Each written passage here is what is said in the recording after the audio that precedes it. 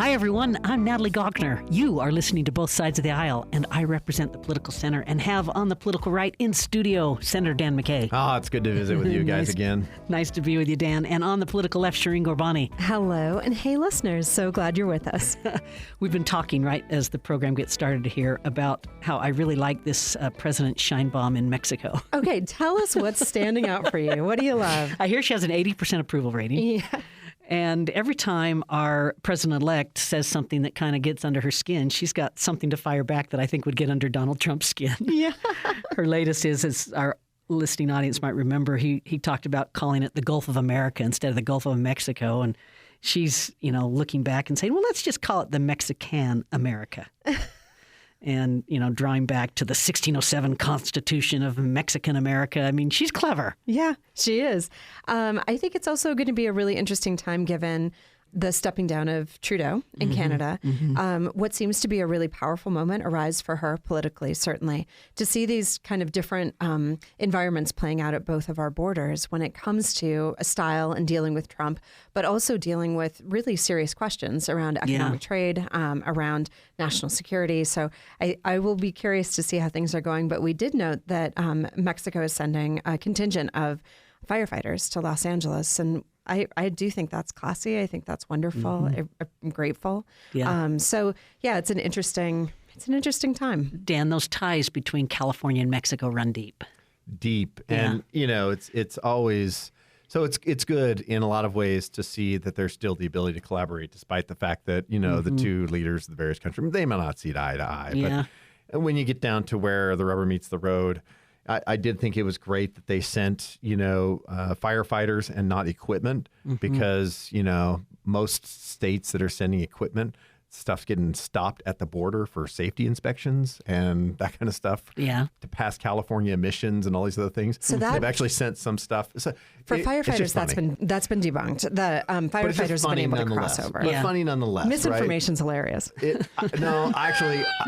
So we have this firsthand from Utah firefighters who have said that about Utah equipment. Okay. So that being said, it's just been widely reported. It's good to see that the two can work together and that people can still get stuff done. Yeah. Dan, tell me on the Mexico situation with our incoming president, it's going to be interesting to watch the dynamics between China and Mexico vis-a-vis trade and our country. Because as people stop doing as much trade, stop working as much with China, whether it's because of tariffs or whatever, Mexico looms large there. And I see Mexico as a very strategic economic play for our country right now. Yeah,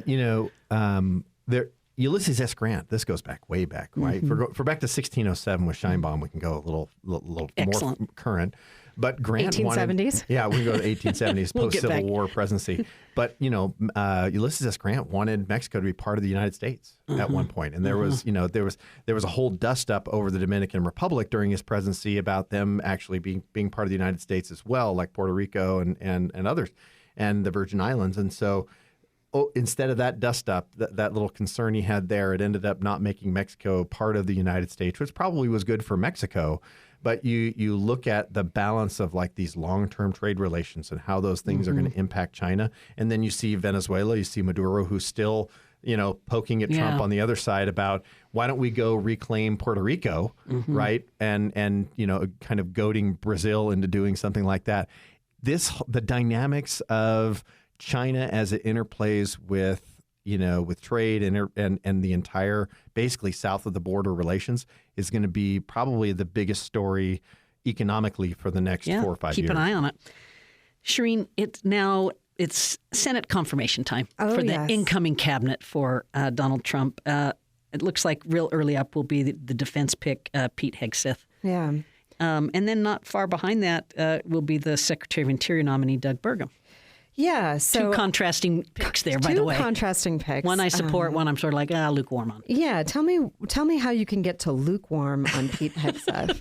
Because I do believe that you should give the person who is elected broad authority to pick who they want on their team. Yeah.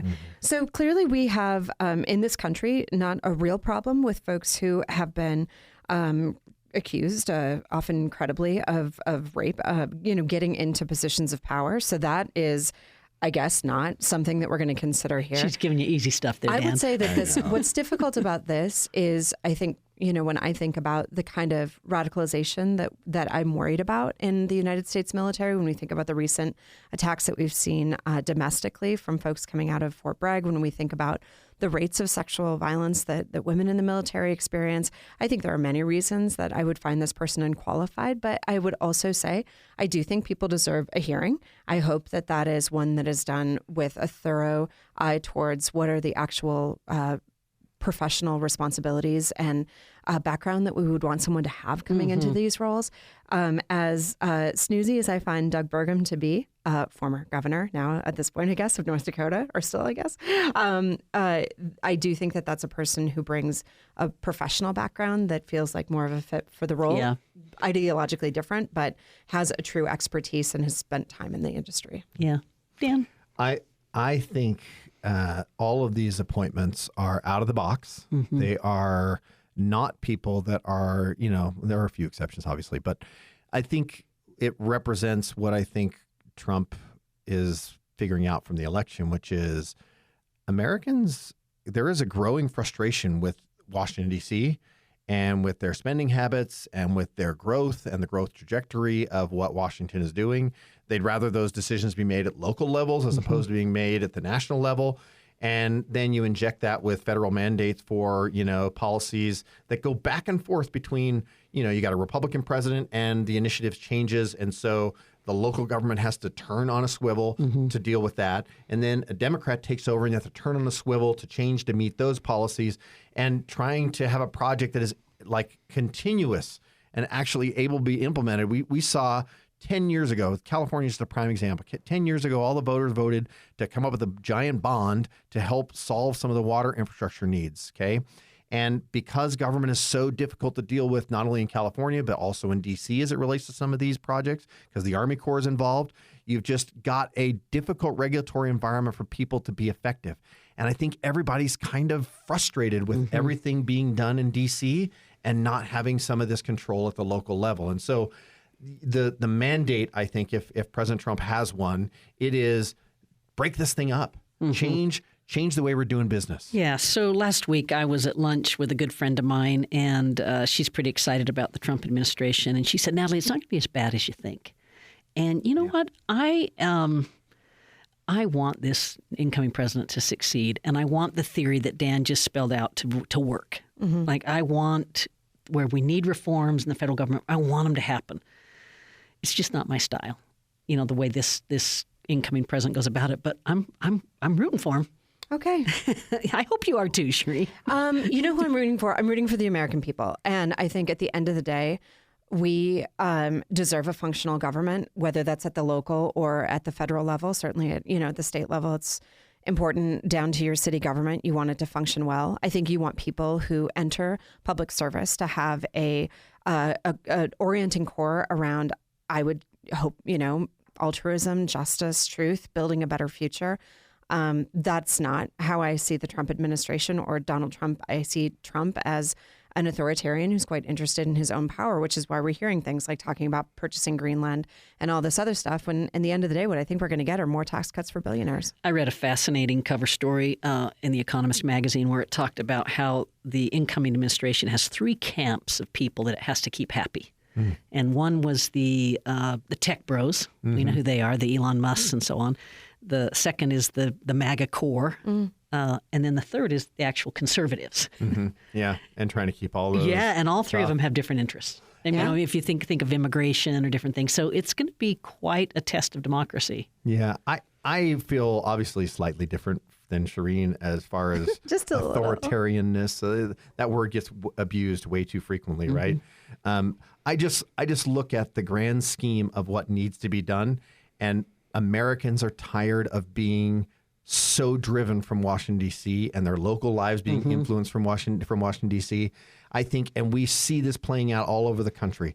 The more we decentralize decisions, the better off local decisions get made. Yeah. And I think you see that push, and everybody's like, well, it's authoritarian to take over Greenland. It's like, well, it's actually not a war, right? You look at the war it could be if you wanted to, which is where the North Seas are going when you start talking about the difficulties that are going on between Russia and China up in the North Seas. That could be a war, but instead we're looking at a voluntary acquisition, or like that's at least a positive deal maker type deal. We're also hearing that he's talking about this as a issue of national defense. So I'm just saying the groundwork is being laid. Because he's got to keep all three groups happy. Do you remember, Dan and Shireen, the definition of a bureaucrat? No, but I'm sure you've got a great one. It's a job held by a Democrat that a Republican wants. Hey, we have to break to our next segment, but just really quickly before we do that, big Supreme Court decision came down today. Yeah. There's a couple of them. Phil Lyman's, case not being heard, but the big one is that the state land case is not going to be picked up. And I'd love to hear you comment on that, Dan. This is the part that deals with the unappropriated federal lands. So not national monuments, not national parks, but largely Bureau of Land Management lands that don't really do a whole lot in our state. And the state basically said, hey, those should be ours. Yeah. Supreme Court's not even hearing it. Yeah, I think what the state tried to fast track the process by going directly to the Supreme Court, saying the Supreme Court should have original jurisdiction over the issue, which is really quite a wonky legal thing. Mm-hmm. But it doesn't really mitigate the state's ability to continue to litigate this and work with this within the federal government. So am I probably right in saying that what will happen is that now we'll go the slow process, but we'll still keep it alive and going? That's what the bureaucrats want. And I'll just add that it's $500,000 of your taxpayer dollars going to this law firm in Virginia, and $2.6 million, again, of your taxpayer dollars for a public relations campaign that produced nothing. So speaking of government efficiency, I guess. It's just as effective as all the DEI measures, so we'll take it out of that. All right. Hey, let's take a quick break and come back. Natalie Gochner with Shireen Gorbani and Dan McKay. Stay tuned, everyone. You're listening to Both Sides of the Aisle on Utah Public Radio. We love to hear from listeners like you. If you would like to send us a comment, email bsotapodcast@gmail.com. That's bsotapodcast@gmail.com. Thanks for listening. Shireen Gorbani on the left. Dan McKay on the right. Natalie Gochner in the political center. This is Both Sides of the Aisle, and we're going to talk local news. How's that sound, Shireen and Dan? I love local news. Okay, fine. All right. So Governor Cox, last week, he went to Mar-a-Lago, visited with President-elect Trump. I guess several other governors were invited. Dan, I'm interested to hear what you know about that, heard about it, but I'll just set it up by saying that the governor had agreed to be at the release of the economic report, the governor. This is a big event in Grand America, 1,000 business leaders there. I think there were like 50 people from the legislature there. And he decided not to go to that in favor of being at Mar-a-Lago. And I just thought, I think I get it because a former president has a lot of power and it's important for our state to be in a position to benefit from that power. But well, and you have a new administration with a lot of let's say, the best way to say it, I think, is there's a lot of priorities shifting around or moving around the president right now. If you remember, when he started his first term, one of his first acts of office was he flew to Utah and he, dealt with Bears Ears. Mm-hmm. And then went back to Washington, D.C. and proceeded to finish his presidency. But that was one of the initial priorities. And you think about the president, and the issues that are partly because of relationship with Speaker Hughes, Speaker Greg Hughes, and trying to, and really trying to make a difference on policies that matter to Utah. So our governor's creating this relationship with the hope that it benefits Utah strategically, and that's the reason he has to be there. And it's always tough for, I'm sure the governor, as he's doing the analysis, he's trying to figure out, well, do I be there while they're carving up, the priorities and making sure, Utah is one of those priorities?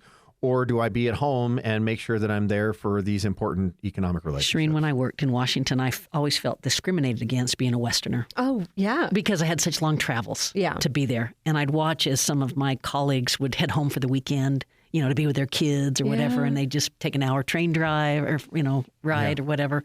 But any comments on the Mar-a-Lago visit? No, I was going to say, so maybe we should rethink where we have our nation's capital, and I'm just going to suggest maybe North Dakota. Love it. That would help with my issue of the tyranny of distance. We'll put it on public land and drill for oil and gas underneath it. Brilliant. I like that. It's going Dan, great up there. At this point, you're becoming a very senior legislator, not in age, but in seniority.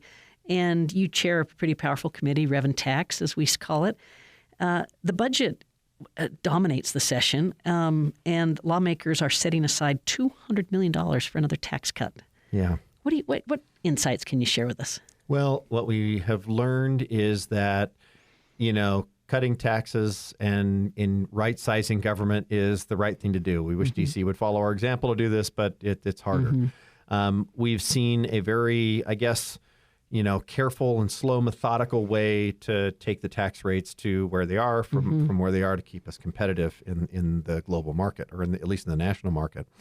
And, now we have this waging battle against, you got AARP, which has been lobbying the state for a long time to completely remove income tax from Social Security. And the governor's kind of on that page this last year, or with his budget this year. And then you've got the other side of the coin, which is where I am, which is a rate cut for everybody is a benefit to everybody, right? So in the income tax. Yeah, in the income tax. Not sales, and income. trying to find ways to cut the income tax, I think, is really the better policy as we move forward, but there you go. So getting rid of the tax on Social Security would cost about $143.8 million. And eliminating this tax directly affects about 150,000 Utahns. We're only one of 8 states that still levies this tax. Like when you're thinking about, older folks, when we're thinking about the cost of living, when we're thinking about the challenges that people are facing, what are you considering? Like when you hear that proposal, what goes through your mind? So it's great to have those numbers because we're talking about 150,000 Utahns, but there are 150,000 Utahns who are also on Social Security that aren't paying a tax, because everybody that makes $75,000 or less, in other words, Social Security is the sole source of income, right? Then, or slightly more, then they already don't pay income tax on that, right? Which is, I think, so let's just slow down and explain that to people. So basically, if you're below a certain income threshold, you're already not paying taxes on that income. In Utah. So if this is your only income, for those folks who we would consider, that's a hard limit. That can be a tight budget here in Utah, right? At this point, $75,000 a year. But so we're really talking about those folks that are above that threshold. But it's still over the median income, right? So the $75,000 is still over the median income for the state of Utah. So you look at that number, $75,000, and say, okay, below, and then above that, it's a graduated until I think it's $85,000 that you still pay income tax on. Yeah.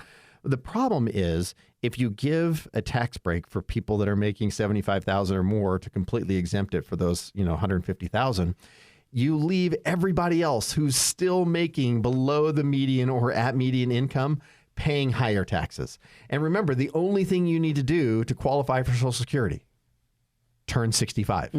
That's it. That is the benchmark. There's no means test to it. It's kind of a big deal in America these days. You turn 65. Well, more and more people are turning 65 every day.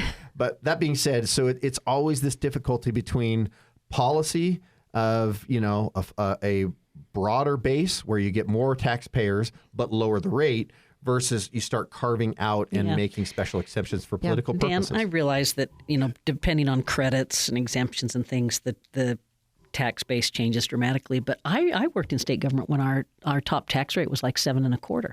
Yeah. And now we're down to 4.65? 4.55. 4.55. And are we? And they might go and lower. For every 5 basis points, it's $100 million. So I can trim 10 basis points, in other words, 0.10 off of that and get down to 0.45. Yeah. And continually ratchet that down as we see the need. I think I can see the writing on the wall here. Yeah. That they're going to support, they're not, well, if they support the governor, it will be unlikely. I think it's more likely that they'll just do a rate change. Well, what are some of the other, I think when we're thinking about tax and, some of the other big decisions that the legislature needs to make, I saw the list of Senate priorities. I don't know if you were part of making those, but I saw things like making life more affordable. You would think something like this would maybe fall into that category.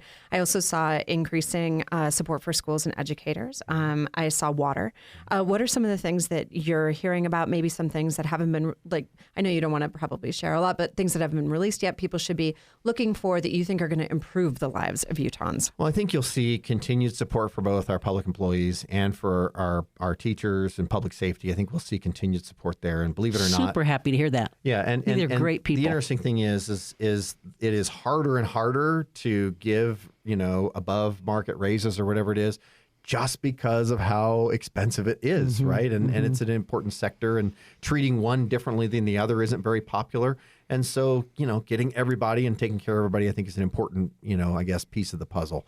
And then you hear, things like water still being a constant conversation. And then, making affordability and dealing with affordability is important. Housing is going to be still going to be a consistent conversation. I mean, I was just talking to a friend of mine who's a realtor, and he was just explaining how, he had people that were coming out to an open house, and they were saying, well, we thought because interest rates were sustained that we would start to see a decrease in pricing in housing. And that just isn't occurring. Mm-hmm. And so you have now people coming into spring, which is the buying time for real estate anyways, but coming into the spring where people are starting to look at the spring and say, well, prices aren't coming down and interest rates aren't coming down. Yeah. So we're holding. We're holding. Yeah. Or we're going to, and this unsatisfied demand of people that are out there that are still waiting to buy, I think you're going to see a lot of them come forward. I'm a big believer in our chief economist here at the Gardner Institute, but this is Phil Dean, believes that housing affordability is really the number one constraint to growth right now in our state. And I don't mean growth like big growth. I just mean like to opportunity for people to put food on their table. Well, and I'll just add this other statistic, and I'm making this public during the legislative session. But again, going back to our Social Security or tax, but wealth accumulation in the state of Utah over the age of 65 has grown significantly over the age of 65 over the last 5-10 years. Because look at the stock market and look at housing prices. Yeah. Under the age of 65, ownership society. Under the age of 65, how the wealth has actually decreased over the last 5-10 years for that group. And so if you look we're leaving them with deficits to pay back. And we're leaving them with deficits to pay it back. And so I go back to, how much do we love our kids, right? Are we going to saddle them with both the liabilities and with the losses? And I can't. For me, that's why I'm struggling with the tax policy of giving tax breaks to people that are already wealth generating. Probably doing okay. Yeah, we talked about this, actually. We talked about the age at which people are buying their first home or selling homes, and that has increased in this state. So we know that it's a difficult market to get into. The average age of first-time home buyers, 39 now. Yeah. That's nuts. Yeah. Right? Most of us were looking for a house at 24, 25, 30 years ago. I think especially for young Mormons, right? When we're thinking about folks who are starting families earlier, all of that feels like it accelerates that timeline in this state. Members of the Church of Jesus Christ. Members of the Church of Jesus Christ of Latter-day Saints. I can get it all in. We've got plenty of time. It's a lot. Okay. Hey, Derek Brown, he's new as our Attorney General. He's been, inaugurated, whatnot. He's put out his priorities. Of course, we mentioned last week that he's keeping his schedule open, but he's also going to continue all the litigation that was initiated by his predecessor. I think that's the right thing to do.